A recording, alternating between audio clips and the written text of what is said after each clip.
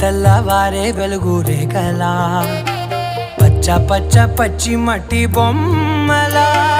అల్లి బిల్లి వెన్న పాల నురగలా